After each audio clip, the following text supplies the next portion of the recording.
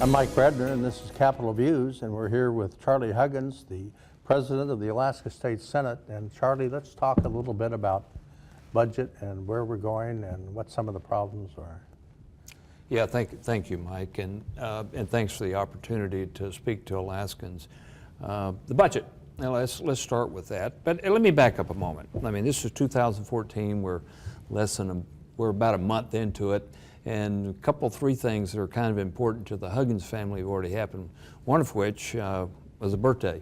There were two birthdays. 27th of January was my birthday, and it was also my wife and I have a daughter named Hallie, West Point graduate, who's a first lieutenant helicopter pilot in the Army, also had the same birthday. So 27th January, daughter and father had, yeah, it was a big day. And you know, it's heartwarming to be able to celebrate two birthdays on the same day, certainly when it's your daughter. And the other one, I have to brag on my wife and my daughter, because Hallie in September just got back from Afghanistan. But before she went to Afghanistan as a helicopter pilot, she and my wife, Becky, had agreed that they were going to run a marathon. And they were going to run a marathon in Florida. It was going to be at Disney World, 26.2 miles. So in January, January the 11th, as I recall, they ran that marathon. Oh, wow. And you know, for my wife, it was a great, she'd never ran a marathon before. Her father was a track coach, and she was a good runner, and our daughter's an extraordinarily good sprinter, but not necessarily a long-distance runner. So they did that, and I was a coach, and we're very, very happy. Now, it's interesting you're talking about family, and that's really what this is all about. I mean, more or less, when you come here to legislate, what do you want for your neighbor?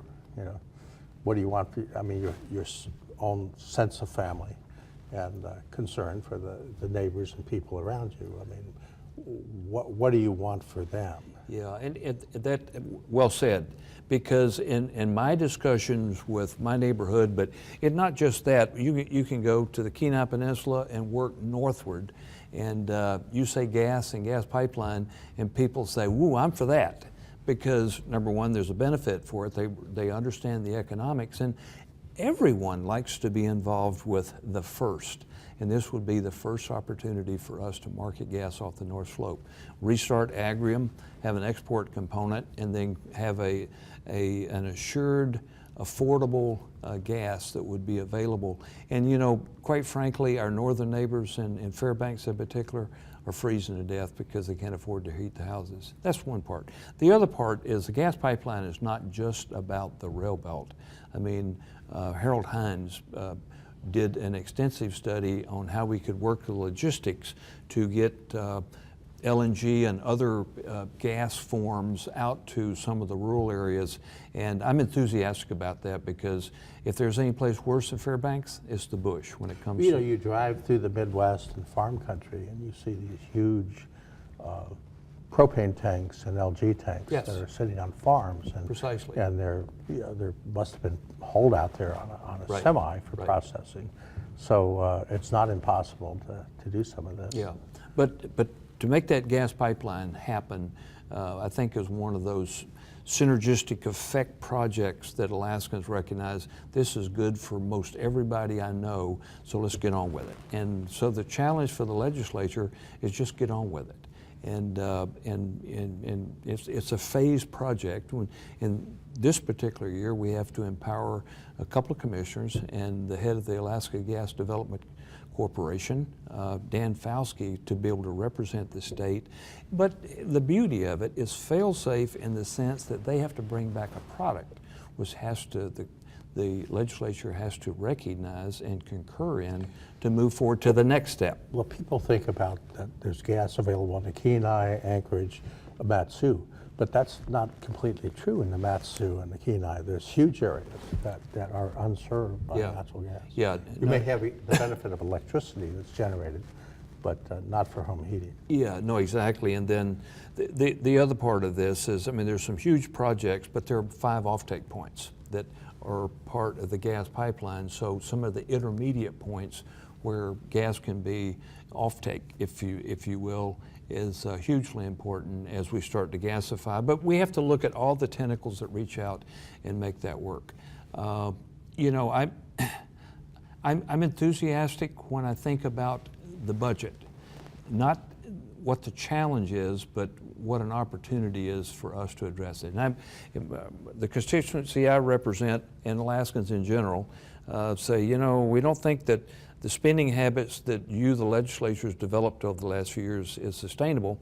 On the other hand, some say, but I need a grant because I need this project. And what we got to do is winnow this thing down, and we have to recognize that if we don't do anything else in Juneau in the 90 days, we have to pass a budget. And we'll do more than that.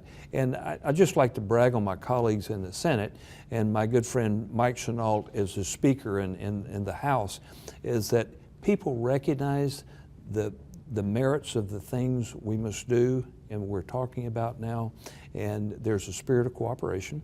And the governor is working in concert. So we have 3 moving parts, and those moving parts may not agree 100%, don't agree 100%, but we recognize that it has to get done. But we have to have a mindset where everybody has to give up a druther. That's here exactly right. And, you know, and decide what that is and respect the other guy's needs and druthers. Right. And the final thing I'd like to mention, though, in the respect of things that are important to Alaskans, is the governor has an education package. And you know, has a number of moving parts, but it's an opportunity for us to update and upgrade some parts of the education system, and then, you know, the BSA and, you know, what the funding mechanism is going to be that makes the school systems work. School choice is an element, if you will, that's out there in the mix, and some people want to confuse that. I happen to be an advocate for expanding school choice, but that's not a do or die sort of thing, other than, you know, there potentially will be a constitutional amendment that Alaskans can vote on, and they can directly say, we kind of like this as an idea of being able to use public money, or say, nope, we don't like it. Charlie, we're out of time with that very distinctive statement. And I'm Mike Radner, this is Capitol Views. We've been talking to Charlie Huggins, the President of the Senate.